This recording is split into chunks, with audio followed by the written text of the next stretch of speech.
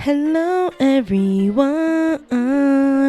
Welcome back to another episode of Unfiltered and Unapologetic, the space where we talk about healing, growth, mindset, emotional patterns, and the deeper work of becoming who we're meant to be without leaving our culture behind.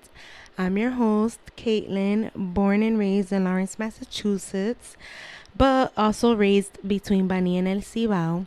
And today's episode is one that I honestly think a lot of people are going to feel in their body before they even fully understand it in their mind. Because today we're talking about attachment. Not just attachment to people, but attachment to versions of ourselves, to old emotional patterns, old identities, old coping mechanisms, old ways of surviving. Today's episode is called You're Still Attached to Your Old Life. Part of you still feels safer there. And I really want people to sit with that title for a second. Because sometimes we think we're struggling to move forward because we lack discipline or confidence or motivation. But in reality, part of us still emotionally identifies with the life we're trying to leave behind. And I think this especially happens when survival mode becomes part of your identity. When you grow up around fear-based thinking, when struggle is normalized, when being strong means suppressing yourself, when exhaustion is praised more than softness, when peace feels unfamiliar, when people around you constantly say things like, don't get too comfortable, life is hard, you always have to struggle for things. A lot of us were not only taught how to survive, we were praised for it. And eventually, survival stops feeling like a temporary state. It starts becoming a personality, identity, emotional familiarity. So, when life finally starts becoming calmer, healthier, more aligned, part of the nervous system almost panics. Because even though peace is what we prayed for, chaos is what became familiar. And that's what we're going to unpack today. Why people return to old versions of themselves, who you are without survival mode, why peace can start feeling uncomfortable, grieving the survival version of yourself, and learning how to stay in the new life instead of emotionally running back to the old one every time things become unfamiliar. Because healing is not only about becoming someone new. Sometimes it's about finally feeling safe enough to stop being the version of yourself that had to survive everything alone. I think one of the hardest parts about healing, and honestly, one of the least talked about parts, is realizing that just because something hurts you does not automatically mean your nervous system is ready to let it go. Because human beings do not only attach to happiness, we attach to familiarity. And that realization changes everything. A lot of people think they keep returning to old versions of themselves because they're weak, or because they're self-sabotaging, or because they don't want better.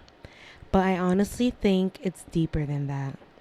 Sometimes people return to old patterns because those patterns helped them survive at one point in their life, even if those patterns are now hurting them. And I think this shows up in ways people don't always realize. Sometimes it looks like going back to emotionally inconsistent relationships, doubting healthy situations, overthinking peace, feeling uncomfortable when life becomes calm, creating emotional chaos because stillness feels unfamiliar, struggling to trust stability, always waiting for something bad to happen. Some people finally get the peace they prayed for, and still feel anxious inside of it. And that can feel really confusing because logically, you know you want better. You know you're tired. You know you don't want to keep repeating the same cycles. But emotionally, your body may still associate chaos with normal, especially if you grew up in environments where stress was constant, where emotional unpredictability was normal, where struggle was praised, where rest felt lazy, where softness felt unsafe, where survival became identity. A lot of us grew up hearing messages rooted in fear without even realizing how deeply they affected us. Things like, something always goes wrong, or you have to struggle for everything, or don't trust people too much, or you always have to stay ready. Life isn't easy. And over time, those messages shape the nervous system. You start preparing for disappointment before joy even arrives. You start distrusting peace before it has a chance to settle in your body. You start feeling emotionally safer inside stress because stress became familiar. And I really need people to understand this. Familiar does not always mean healthy. Sometimes familiar just means repeated. And I think that's why healing can feel so emotionally disorienting at first. Because you're not only changing habits, you're changing emotional conditioning, identity, patterns your body has known for years. And sometimes the hardest thing about becoming a new version of yourself is realizing that part of you still feels emotionally loyal to the old one. I have the first journal prompt here for you guys. Where in your life do you confuse familiarity with safety? And the affirmation for this question is, I do not have to return to old versions of myself just because they feel familiar. I think a lot of people don't realize how much of their personality was built around survival. Not because they're fake or broken, but because adaptation becomes identity when you live in it long enough. And eventually you stop asking, what do I actually want? You start asking, what keeps me emotionally safe? That's a completely different way of living because survival mode changes the way you think, the way you love, rest, the way you make decisions, and the way you see yourself. For some people, survival mode looks like hyper-independence, feeling like you have to carry everything alone, feeling uncomfortable asking for help, feeling guilty receiving support. For others, it looks like overthinking every decision because making mistakes never felt emotionally safe growing up. Sometimes it looks like always staying busy because slowing down forces you to actually feel yourself. And sometimes survival mode becomes so normalized that peace almost feels emotionally empty at first. Because your body got used to emotional intensity, to pressure, to urgency, to constantly trying to figure things out. So when life becomes quieter, healthier, more stable, there can almost be this strange feeling of, now what? And I think that scares people more than they realize. Because if your identity was built around surviving, who are you when you no longer need to? Who are you without the constant struggle, without the emotional chaos, without always needing to be the strong one, without always carrying everyone else? That's where a lot of people unconsciously return to old versions of themselves. Not because they truly want pain back, but because survival gave them identity. It gave them purpose, validation, control, familiarity. And healing can feel disorienting because you're not only losing unhealthy patterns, you're meeting parts of yourself that never fully had space to exist before. the softer version, the calmer version, the version that doesn't constantly live in emotional defense mode. And honestly, that version can feel unfamiliar at first, but unfamiliar does not mean wrong. I have another prompt here for you guys. Who are you becoming when you are no longer living in survival mode? And the affirmation for this question is, I am allowed to build an identity rooted in peace instead of survival. I think one of the strangest parts of healing is realizing that peace does not always feel peaceful right away. Sometimes it feels uncomfortable, sometimes it feels unfamiliar, quiet, emotionally exposed, especially when your body spent years getting used to stress, unpredictability, pressure, or emotional chaos. Because when survival mode becomes normal, your nervous system learns to stay alert, always preparing, anticipating, always waiting for the next problem. So when things finally slow down, part of the body almost doesn't know what to do with it. And I think this is where a lot of people unintentionally sabotage good things.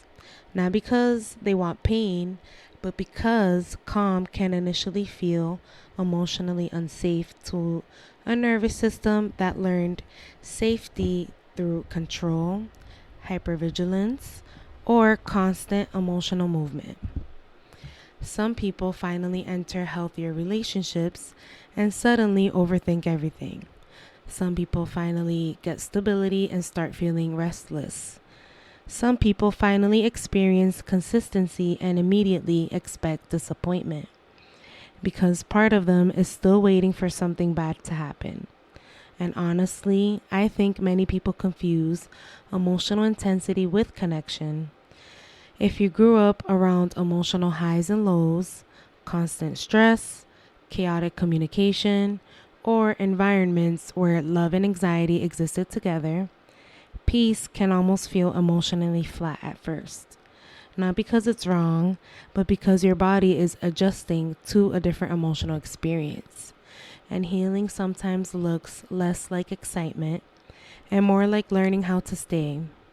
Stay during calm, stay during consistency, stay when life is no longer running on adrenaline. Because a lot of us learned how to survive chaos before we ever learned how to feel safe inside peace. I have another prompt for you guys. Do you ever become uncomfortable when life starts feeling calm or stable? Why do you think that is? And the affirmation for this question is, I am learning that peace does not mean danger, emptiness, or loss. Peace is safe for me too. I think one of the most overlooked parts of healing is grief. Not just grieving people, but grieving versions of yourself. Because even when survival mode hurts you, it still protected you at one point. And that can make it hard to let go. Sometimes you grieve the version of yourself that always stayed strong. The version that never needed anyone. The version that could emotionally detach quickly. The version that always kept moving no matter how exhausted they were. Because that version helped you survive. And I think people underestimate how emotional it can feel to outgrow coping mechanisms that once made you feel safe. Even unhealthy versions of ourselves can become emotional homes. That's why healing can feel lonely sometimes. You start reacting differently, thinking differently, choosing differently, and suddenly certain environments, conversations, relationships, or even old versions of yourself no longer fit the same way. There's a strange sadness that can come with realizing I cannot keep being who I used to be if I want the life I keep praying for. And honestly, I think some people mistake this grief for failure. But it's not failure. It's transition. You're not losing yourself. you are meeting yourself outside of survival. I have another prompt here for you guys. What version of yourself are you being asked to let go of in this season of your life? And the affirmation for this question is, I can honor the version of me that survived while allowing myself to grow beyond it. I think healing eventually becomes less about transforming and more about learning not to run. Not running from peace, not running from consistency, not running from healthy love, not running from rest, not running from the unfamiliar version of yourself that is slowly emerging. Because a lot of people know how to start healing, but staying there, that's the hard part. Staying when life becomes quieter. Staying when things stop feeling emotionally intense all the time. Staying when you no longer have chaos to distract you from yourself. And I think this is where self-trust becomes important. Not loud confidence, not pretending you have everything figured out, but quiet self-trust. The kind that says, I don't need to emotionally return to old versions of myself just because this season feels unfamiliar. Because unfamiliar does not mean unsafe. And maybe the next version of your life does not require becoming someone completely different. Maybe it requires finally feeling safe enough to stop surviving. Maybe peace was never the problem. Maybe your body just needed time to learn that it could stay there too. I have the final prompt here for you guys. What would change in your life if you stopped emotionally returning to survival mode every time things became unfamiliar? And the affirmation for this question is, I am allowed to stay in the life I once prayed for. If there's one thing I hope people take from this episode, it's this. You are not weak for struggling to let go of old versions of yourself, especially when those versions carried you through seasons that were genuinely hard. A lot of people are trying to force themselves into healing while still judging the survival version of themselves. But I don't think healing works through shame. I think healing starts becoming sustainable when we begin understanding why certain patterns existed in the first place, why the overthinking existed, why the emotional guarding existed, why the hyper-independence existed, why constantly staying busy felt safer than slowing down.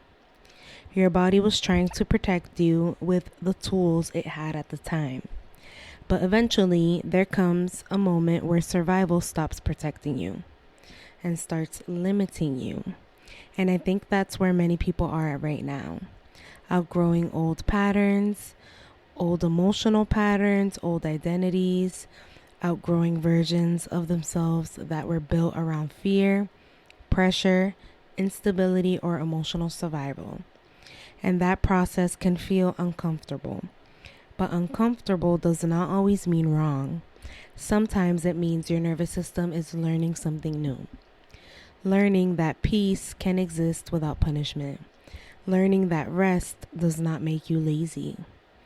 Learning that calm does not mean something bad is about to happen. Learning that you don't have to earn love through suffering anymore. And maybe the goal is simply this: to stop abandoning yourself every time life starts becoming healthier than what you're used to. And then I have a final affirmation for you. I no longer need survival mode to define who I am. I am learning how to feel safe in peace, consistency, and the life I am growing into. And now we're going to do the final prayer. So take a deep breath and put your hands on your chest. And exhale. Dear God, thank you for carrying me through every version of myself that was trying to survive. The exhausted version, the anxious version, the guarded version, the version that learned to stay strong even when it felt alone. Thank you for protecting me during seasons where I did not fully know how to protect myself emotionally. And now I pray for the strength to stop living like survival is the only way I deserve to exist. Teach me how to feel safe and peace. Teach me how to stay when life becomes calm. Teach me how to stop expecting pain every time something good enters my life.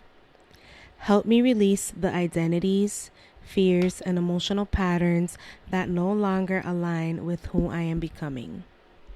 And when unfamiliar seasons make me want to emotionally return to old versions of myself, remind me that growth can feel uncomfortable without being wrong. Remind me that I am allowed to rest, allowed to receive, allowed to heal, allowed to build a life that no longer revolves around survival. Amen. Thank you so much for being here with me for another episode on Unfiltered and Unapologetic with Caitlin. If this episode resonated with you, take a moment to share it with someone who may need it. Leave a rating or review on Spotify, Apple Podcasts, or YouTube, and follow the podcast so you never miss a new episode. You can also support the show and explore my digital products, reflection guides, affirmation audios, and journals through my links in the show notes and on my bio on Instagram. It is at Unfill and Unapologetic Pod. Everything is linked in the show notes and in my Instagram bio. And remember, you do not have to keep returning to old versions of yourself just because they feel familiar. I'll see you in the next episode.